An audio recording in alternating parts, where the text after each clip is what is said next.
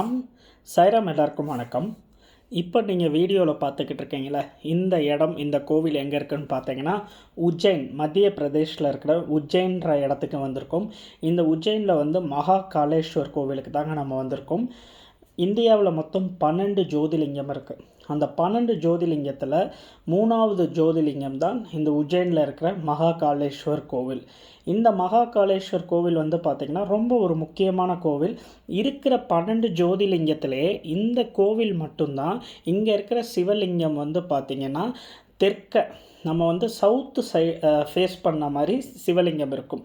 12 ஜோதிலிங்கத்திலே தெற்கு திசையில் இருக்கிற ஜோதிலிங்கம் வந்து தெற்கு நோக்கி இருக்கிற ஜோதிலிங்கம் வந்து பார்த்திங்கன்னா இந்த ஜோதிலிங்கம் தான். அது மட்டும் இல்லாமல் 12 ஜோதிலிங்கத்திலே ரொம்ப பெரிய ஜோதிலிங்கம் வந்து இந்த ஜோதிலிங்கம் தான். இந்த லிங்கம் வந்து ரொம்ப பெருசாக இருக்கும்.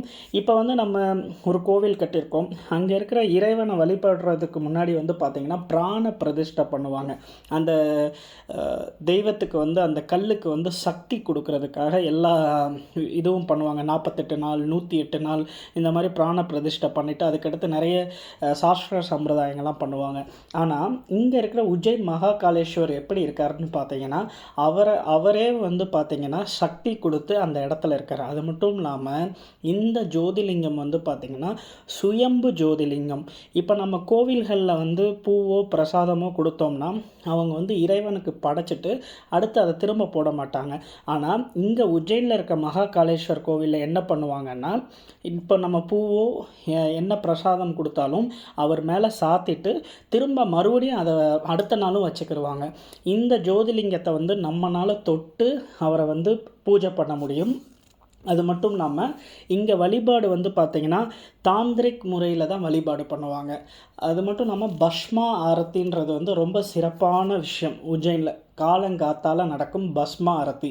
அந்த பஸ்மா ஆரத்திக்கு என்ன பண்ணுவாங்கன்னா, சுடுகாட்டில் இருந்து மயானத்தில் இருந்து சாம்பல் எடுத்துகிட்டு வந்து சிவபெருமான் மேலே பூஜை பண்ணுவாங்க. அப்படிப்பட்ட ரொம்ப ஒரு முக்கியமான கோவில் இது. உலகத்திலேயே வந்து பார்த்திங்கன்னா மையத்தில் இந்த கோவில் இருக்குது. உலகத்தோட சென்டரில் நம்மளுடைய உஜ்ஜைன் மகா காளேஸ்வர் கோவில் இருக்குங்க. இந்த மகா காளேஸ்வர் கோவில் வந்து பார்த்திங்கன்னா நம்ம சாய் சச்சரிதத்தில் சொல்லியிருப்பாங்க, உஜ்ஜைன் துவாரகை எல்லாமே இங்கே இருக்குது அப்படின்ற ஒரு பேராகிராஃப் வரும். அது மட்டும் இல்லாமல் நம்மளுடைய சாய் சச்சரிதத்தில் வந்து பார்த்திங்கன்னா சுதாமர் கிருஷ்ணர்னு சொல்லி ஒரு எடுத்துக்காட்டுக்கு ஒரு கதை சொல்லுவாங்க. எப்படின்னு பார்த்திங்கன்னா, ஹேமத் பந்த் வந்து சாப்பிட்டுக்கிட்டு இருப்பார். அவர் வந்து பாபா வந்து சொல்லுவார், உன் பக்கத்தில் யாருமே இல்லாட்டினா நீ என்னை நினைப்பையான்னு சொல்லி ஒரு ஸ்டோரி வரும். நம்ம சரித்திரத்தில் படிச்சிருப்போம். அப்போ எடுத்துக்காட்டுக்கு என்ன சொல்லுவாங்கன்னா, நம்மளுடைய சாந்தி பிணி அப்படின்றவருடைய ஆசிரமத்தில் நம்மளுடைய கிருஷ்ணர் இருப்பார். அப்போ வந்து கிருஷ்ணரும் சுதாமரும் வந்து விறகு எடுக்கிறதுக்காக சாந்தி பிணி ஆசிரமத்திலேருந்து அவங்க போவாங்க. அப்போது அந்த கதை நமக்கு தெரியும், சரித்திரத்தில் சொல்லியிருப்பாங்க. அந்த சாந்தி பிணி ஆசிரமம் வந்து பார்த்திங்கன்னா இங்கே தான் இருந்திருக்கு. அது மட்டும் இல்லாமல் உஜ்ஜைன் மகா காளேஸ்வர் கோவில் வந்து பார்த்திங்கன்னா இங்கே இருக்கிற சிவலிங்கம் வந்து பார்த்திங்கன்னா அண்டர் கிரவுண்டில் தான் இருப்பார். சிவபெருமான் வந்து பார்த்திங்கன்னா சிவலிங்கம் வந்து அண்டர் கிரவுண்டில் தாங்க இருக்கும். ரொம்ப ஒரு விசேஷமான கோவில் இந்த கோவில். இந்த கோவிலுக்கு தான் நம்ம வந்திருக்கோம். இப்போ வந்து பார்த்திங்கன்னா அந்த சிவபெருமான் இருக்கிற அந்த சிவலிங்கம் அதை தரிசனம் பண்ணுறதுக்காக தான் இப்போ நம்ம போய்கிட்டு இருக்கோம். நான் ஏற்கனவே சொல்லியிருந்தேன், இங்கே இருக்கிற சிவபெருமான் வந்து பார்த்திங்கன்னா அண்டர் கிரவுண்டில் தான் இருப்பாருன்னு. இந்தியாவில் வந்து பார்த்திங்கன்னா 7 இடம் வந்து முக்திக்கான இடம்னு சொல்லுவாங்க. அதில் உஜ்ஜைனும் ஒரு இடம். அது மட்டும் இல்லாமல் இன்னொன்று பார்த்திங்கன்னா அமிர்தம் சிந்திய இடத்துல ஒரு இடம் தான் நம்மளுடைய உஜ்ஜைன் மகா காளேஸ்வர் கோவில். இந்த கோவிலுடைய சிறப்பம்சங்கள் வந்து நிறைய இருக்குங்க. இந்த கோவிலில் வந்து நம்ம இந்த கோவில் எப்படி உருவாச்சு அப்படின்ற அந்த கதைக்கு வருவோம். இந்த கோவில் உருவாகிறதுக்கு முன்னாடி வந்து பார்த்திங்கன்னா சிவபெருமான் வந்து இங்கே ஜோதியாக உருவாகிறதுக்கு முன்னாடி இங்கே வந்து ஒரு அரக்கன் இருந்திருக்கான். அவன் வந்து வேதாள ரூபத்தில் அந்த அரக்கன் இருந்திருக்கான். அப்போ வந்து பார்த்திங்கன்னா அந்த ஊர் மக்களுக்கு, இந்த உஜ்ஜைனில் இருக்கிற ஊர் மக்கள் எல்லாருக்கும் வந்து பார்த்திங்கன்னா அந்த அரக்கன் வந்து தொல்லை கொடுத்துக்கிட்டே இருந்திருக்கான். இந்த ஊர் மக்கள் எல்லாருமே வந்து பார்த்திங்கன்னா அந்த அரக்கனால் ரொம்ப கஷ்டப்பட்டுக்கிட்டு இருக்காங்க. அப்போ இந்த ஊரில் வந்து ஒரு சிவன் பக்தர் இருக்கார். அவருடைய பேர் விலாசகர். அந்த விலாசகர்கிட்ட வந்து எல்லாரும் முறையிடுறாங்க. இந்த மாதிரி இந்த வேதாளம் தொல்லை வந்து நம்மளால் தாங்க முடியலை, நாளுக்கு நாள் எங்களை கஷ்டப்படுத்திக்கிட்டே இருக்குது, ஏதாச்சும் உதவி பண்ணுங்க அப்படின்னோடனே விலாசகர் வந்து பார்த்திங்கன்னா தீவிர சிவன் பக்தர். அவர் என்ன செஞ்சுருக்காருன்னா, ஒரு யாக குண்டம் வளர்க்கலாம், ஒரு மிகப்பெரிய யாக குண்டம், ஒரு யாக வேலி, அதை நம்ம வந்து சிவபெருமானை நினச்சி நம்ம அந்த யாகத்தை ஆரம்பிக்கலாம் அப்படின்னு சொல்லி யாகம் நடந்துக்கிட்டு இருக்கு. இதை தெரிஞ்ச அந்த அரக்கன், அந்த வேதாளம் வந்து அந்த இடத்துக்கு வருது. வந்து அங்கே இருக்கிறவங்க எல்லாத்தையும் சித்திரவதை பண்ணி தொந்தரவு பண்ணுது. இப்போ நீங்கள் பார்க்குறீங்களா, இதுதான் உஜ்ஜைன் மகாகாலேஸ்வரில் இருக்கிற ஜோதிலிங்கம். அந்த ஜோதிலிங்கத்தில் இருக்கிற மைய மண்டபத்துக்கு தான் நம்ம வந்திருக்கோம்.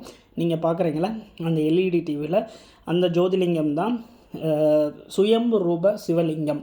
இந்த சிவலிங்கம் தான் இந்தியாவில் 12 ஜோதிலிங்கத்தில் 3வது ஜோதிலிங்கம். இந்த ஜோதிலிங்கத்தை வந்து பார்த்திங்கன்னா நம்ம தொட்டு நம்ம வந்து பூ நம்ம என்ன கொண்டு வந்திருக்கோமோ அது எல்லாமே பிரார்த்தனை பொருள் எல்லாமே வந்து சிவபெருமானை தொட்டு நம்ம வந்து வேண்டிக்கிட்டு வைக்கலாம். விலாசகர் உருவாக்கின அந்த வேள்வியில் வந்து பார்த்திங்கன்னா அவன் வந்து ரொம்ப தொந்தரவு பண்ணிக்கிட்டு இருக்கான் அந்த அரக்கன். அப்போ என்ன செய்கிறாருன்னா, விலாசகர் வந்து மனம் உருகி சிவபெருமான்கிட்ட வேண்டிக்கிறாரு. இந்த மாதிரி உங்கள் முன்னாடியே இங்கே பாருங்கள் எவ்வளவு பிரச்சனை இந்த வேதாளம் பண்ணிக்கிட்டு இருக்கு, ஏதாச்சும் உதவி பண்ணுங்க அப்படின்னு சொல்லி அந்த சிவபெருமான் பக்தர் விலாசகர் வந்து மனம் உருகி கேட்டோன்னேவும் அந்த வேள்வி, அந்த யாக குண்டத்திலிருந்து சிவபெருமான் வராரு. சிவபெருமான் தோன்றி அவர் என்ன பண்ணுறாருன்னா, அந்த இடத்துல அந்த அரக்கனை வந்து வதம் பண்ணுறாரு. வதம் பண்ணி சிவபெருமான் வந்து பார்த்திங்கன்னா அந்த வேள்வியிலேயே சுயம்பு ரூப ஜோதியாக சிவலிங்கமாக அங்கே உருவாகி அங்கே இருக்கிற மக்களை எல்லாத்தையுமே வந்து பார்த்திங்கன்னா பாதுகாக்கிறாரு. அப்போ இருந்து வந்து பார்த்திங்கன்னா அவரை வந்து உஜ்ஜைன் மகா காலேஸ்வர் அப்படின்னு சொல்லி எல்லாரும் அழைச்சாங்க. அப்படி ஒரு முக்கியமான கோவில் இந்த கோவிலுங்க.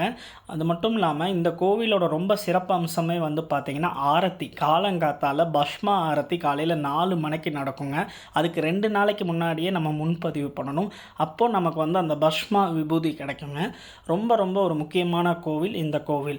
மீண்டும் அடுத்த லீலாவில் பார்க்கலாம். இந்த கோவிலை சுற்றி வந்து பார்த்திங்கன்னா இந்த கோவில் காம்ப்ளெக்ஸை சுற்றி நிறைய சிவன் கோவில்கள்லாம் இருக்குங்க. குட்டி குட்டி சிவன் கோவில்லாம் இருக்குது. அதெல்லாமே நீங்கள் பார்க்கலாங்க. மீண்டும் அடுத்த லீலாவில் பார்க்கலாம். ஜெய் சாய்நாத்.